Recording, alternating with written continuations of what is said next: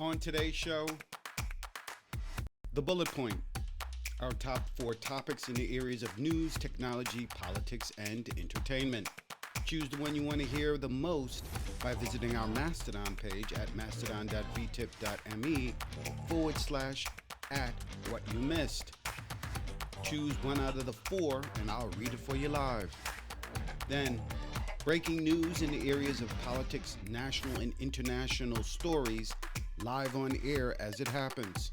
Plus, the most interesting articles I can find from the Washington Post, CNBC, Variety, Business Insider, The Hollywood Reporter, and more.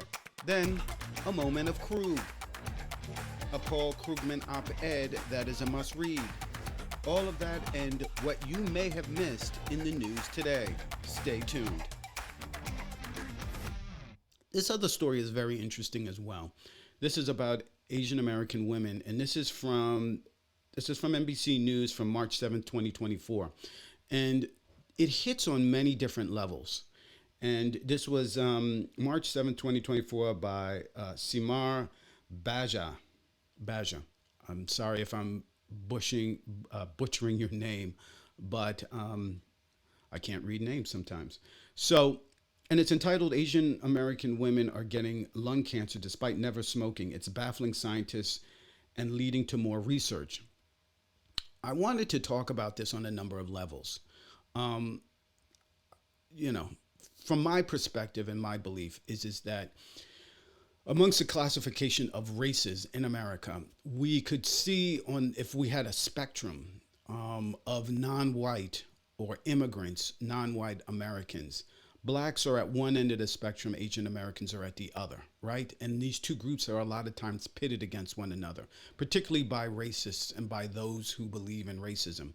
And remember, the racist believes in, and you can find this in eugenics, basically, and that is that certain groups are pre-genetically determined for a certain outcome. And there are plenty of videos on this. I would urge, if you are interested in looking up this kind of stuff, there was a documentary series that came out 20 years ago, 25 years ago or so, called Race, the Power of an Illusion. You can search for that on Google. There's a website still up. And you can probably take a look at videos. I may show videos on stream.vtip.me. I have before. And that video series tells us what racism is, the history of racism in America, what eugenics is, etc.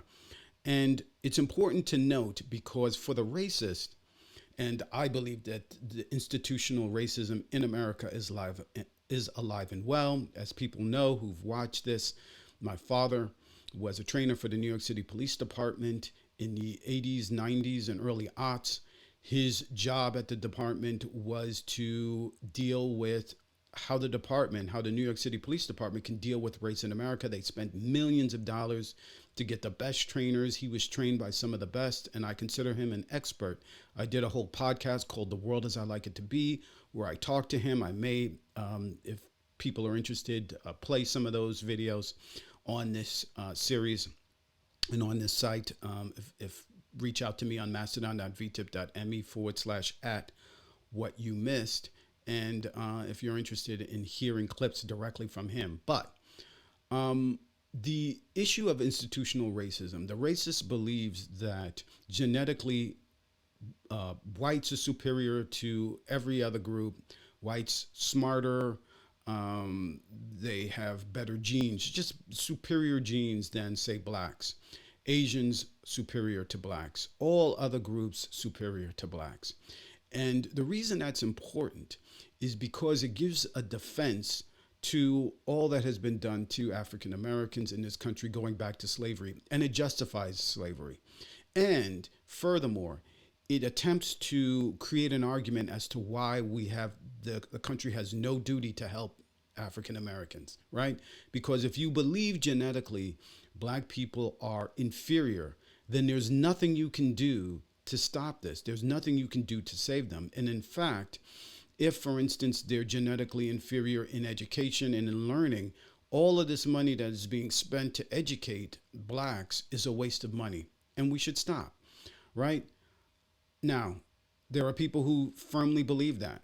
There are people of goodwill who firmly believe that. We are now in a time of the Christian nationalists, the MAGA right, the white nationalist movement is in ascendance, and we are beginning to see a lot of those arguments come come to fruition and policy based on that. Right, we're beginning to see attacks on the Voting Rights Act, attacks on women's rights, right? Women are inferior to all of us. All males, women are inferior to, even blacks in some cases, right? The blacks got the right to vote before white women did. So you have all this stuff going on. But with respect to the genetic part, and I don't know that a lot of Asians people, they were this affirmative action that was struck down by the Supreme Court, and they're now, these right wing groups are now going after all organizations that have any DEI, any attempts to diversify, because they feel it's an affront, it's an attack on white people. That affirmative action case that went to the Supreme Court had Asians as the plaintiffs, if I'm not mistaken. Anyway, specifically regarding that, part of what the truth is with respect to genetics is that poverty causes genetic changes, right? So the fact is that people are not born, as the racists believe, genetically inferior, but what their environments create genetic alterations. And we know that, for instance, African Americans have a higher rate of high blood pressure, of cholesterol, of diabetes, right? These things are not because we are of a different race. These things are genetic changes that has happened over the years because of poverty, because African Americans for generations, many generations, have had all sorts of things done to us. And because of poverty, because of abuse, because of lack of good health care, because of all these things, they have altered the genetics going down the line. We're seeing now a similar situation happening to Asian Americans, and it comes out in this story. And I'm going to read from this story a little bit to sort of go into this mystery, which you have researchers now looking into. But the fact that this was not caught earlier, the fact that people didn't know this, also goes into a cultural difference between African Americans versus Asian Americans. And part of one of the things that will help with this and hopefully help people understand is why it is Asian Americans are so different from African Americans. And one of the things is that we've been here longer and we know that this stuff goes on. So we're more outspoken, where Asian Americans culturally are less outspoken. But let me go into this so I can stop blathering on. So it begins with, it was fall 2021, and Aurora Lucas had a stubborn cough and chest pain. However, her doctors dismissed the symptoms, telling her to drink hot water and honey. After 3 months of hospital visits, Lucas was diagnosed with stage 3 lung cancer at 28 years old, despite never having smoked. Lucas, who is Filipina American, represents a concerning trend for researchers. According to a California study, lung cancer rates are dropping for every group except non smoking Asian American women, for whom they're actually increasing by 2% per year. While lung cancer is traditionally associated with cigarettes, as many as 20% of U.S. cases happen in never smokers every year. Among Asian American women who have lung cancer, more than 50% have never smoked. And for Chinese and Indian American women who have lung cancer, the non smoking percentage rises to 80 to 90%. Scientists are baffled by this pattern, and it has led to a recent surge of research in two ongoing blockbuster studies at the University of California, San Francisco, and NYU. They've been searching for reasons why Asian American women are at especially high risk, for ways to catch the tumor earlier. Quote, "It's such a high rate, there has to be an explanation there," Lucas said. In May, the NYU researchers shared preliminary data at the American Society of Clinical Oncology conference, showing that lung cancer screening in non smoking Asian American women works as well, if not better, than screening elderly, mostly white smokers. Now, doctors are raising the alarm about the increasing number of lung cancer cases in this community and working to reform the screening guidelines to better include Asian American women. UCSF epidemiologist Scarlett Gomez was born in Taiwan before she immigrated to the U.S. at 7 years old, her parents working in Chinese restaurants in Washington state. But that also meant they were continuously, unknowingly exposed to toxic cooking fumes. Quote, like many immigrant families, my parents were working in industries that were beneath their training, Gomez said. Quote, that was the job they had to do to make it here. To date, studies of female non smokers in Asia have identified risk factors such as cooking oil fumes, secondhand smoke, air pollution, and indoor heating with coal, but no research has focused on Asian American women, Gomez said. Nevertheless, there's probably some overlap. For example, a 2019 study found that Asian Americans breathe 73% more tiny pollution particles than white Americans, most likely because of greater exposure to construction, industry, and vehicle emissions where they live. Air pollution may also lead to genetic changes, such as Asian patients having some of the highest rates of cancer causing epidermal growth factors, receptors, mutations, which leads healthy cells to divide uncontrollably and grow into tumors. I'm going to read that one more time. Air pollution may also lead to genetic changes, such as Asian patients having some of the highest rates of cancer causing epidermal growth factor receptors mutations, which leads healthy cells to divide uncontrollably and grow into tumors. Quote, I hope we'll see more studies to address these unusual emerging disparities among Asian Americans that we previously haven't paid attention to, Gomez said. Given the lack of clarity, Gomez and Iona Chang, a former epidemiologist at UCSF, launched a Female Asian Never Smokers or FANS study in 2021. It's a case control study in which the team is studying non-smoking Asian American women who were either recently diagnosed with lung cancer, the cases, or who never had lung cancer, the controls. Although the two groups are matched in terms of ethnicity and age, the researchers hope to find some differences in genetics as assessed by saliva samples and environmental exposure, determining through surveys asking about people's past. Quote, the whole goal of this study is to identify risk factors, Gomez said. At NYU, Dr. Elaine Chum, an oncologist, has seen dozens of non-smoking Asian American women with lung cancer, many with stage 4 disease. And it's always frustrating. Lung cancer screenings via low-dose CT scans could have helped those women find their tumors earlier at a more treatable stage.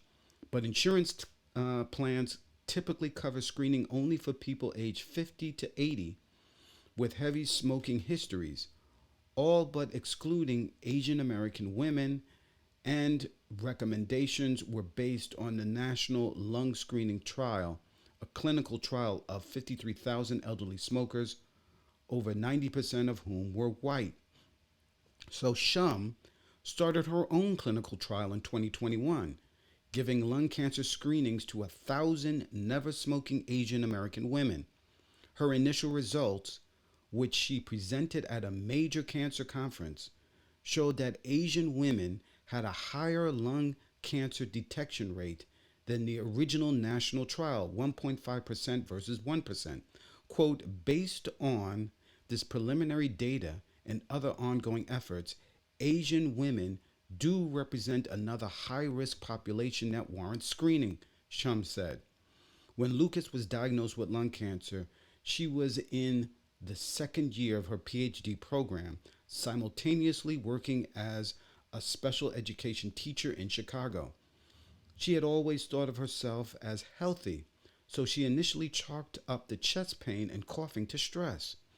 Now she knows that Asian American women are at a high risk for lung cancer, but she still doesn't understand how her doctors didn't.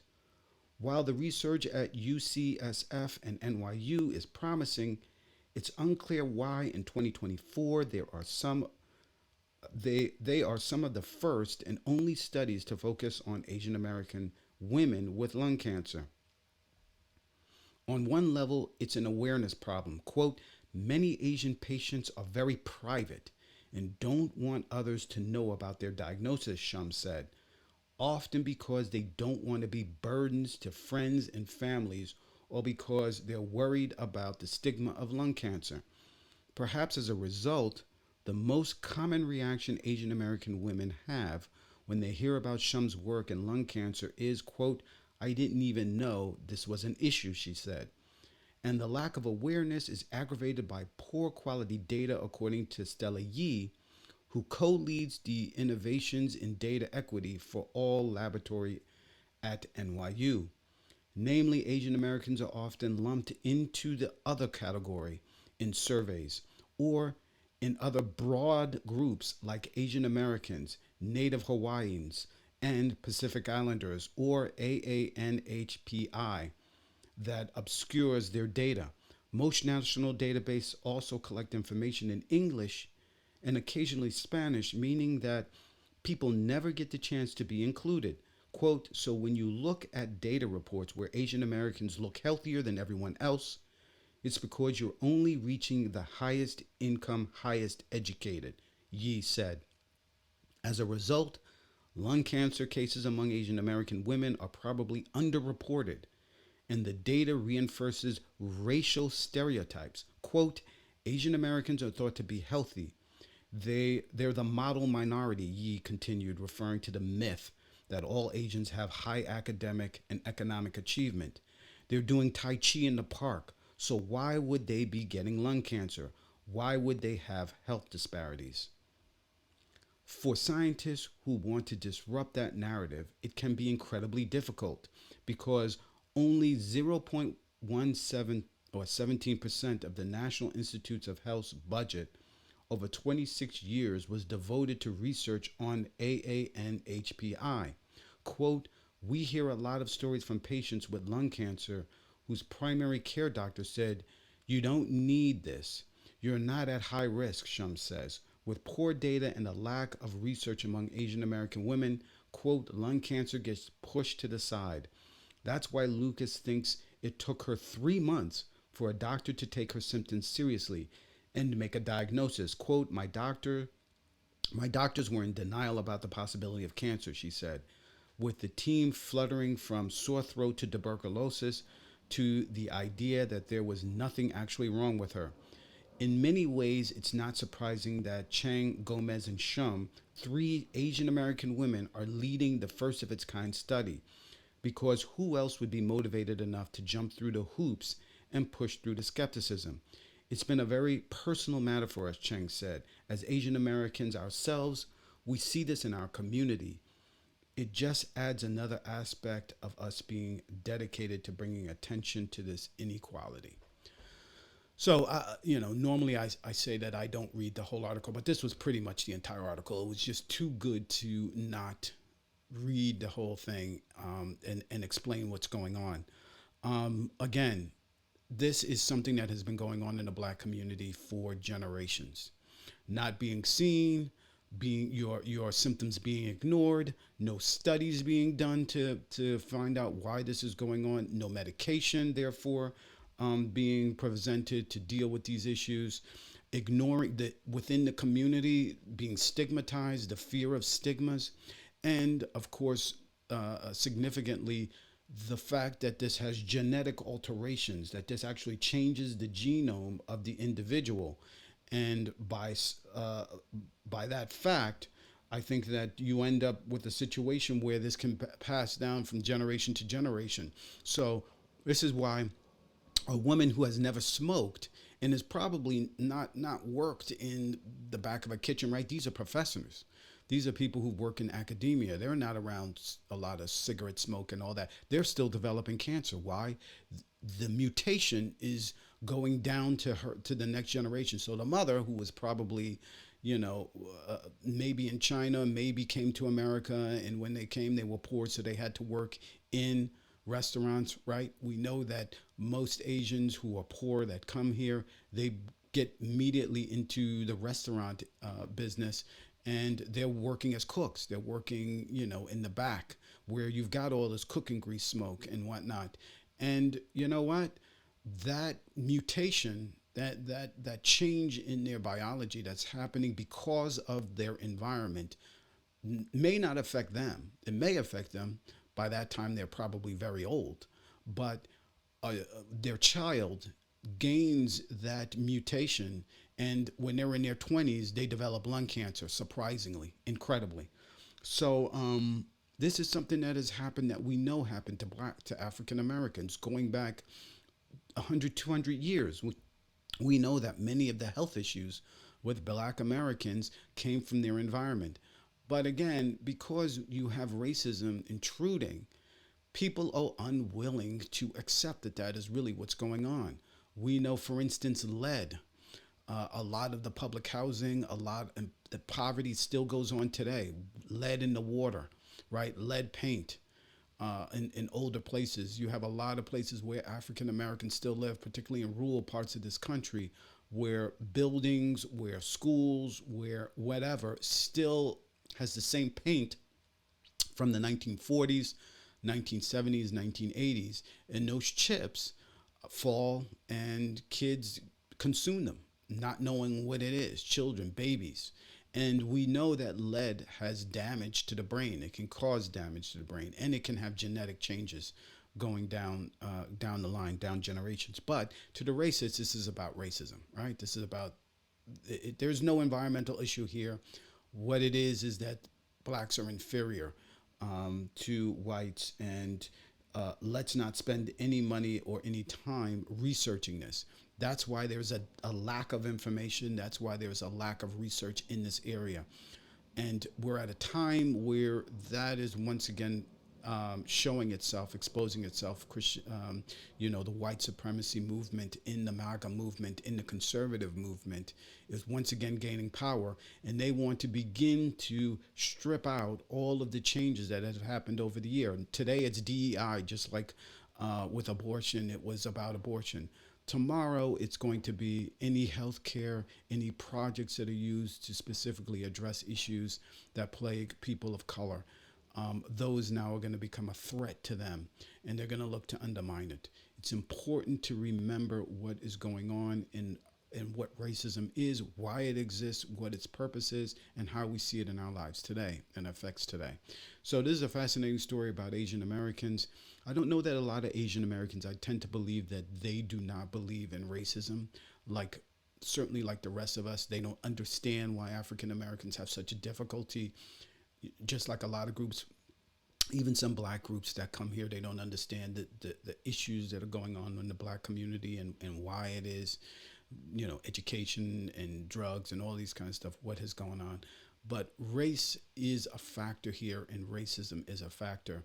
And, this is one generational story. This is one example of a generation of people who've come here, Asian Americans, who are the quote unquote model minority, that are beginning to see the effects of racism hit them. And what's interesting, and what I look forward to following this, is how the community responds, because the Asian community are going to respond, and they're going to respond quickly. Now, I wonder how their response to demanding more. And also, you have, again, a part of the Asian community is, this idea of being quiet, not wanting to complain too much, not wanting to speak out, being very private, as opposed to African Americans who are out there protesting, out there, rah, rah, rah. And I think that there's a big issue with respect to a lot of that. Coming from the Asian community, coming from other groups. Why are these blacks constantly protesting and all this kind of stuff? Well, you don't get noticed. And the only way you get noticed is when you make a big stink. And we've been at this for, over 100 years, 200 years, or whatnot, where Asian Americans are beginning to really experience this now. And it's fascinating to see what comes of it.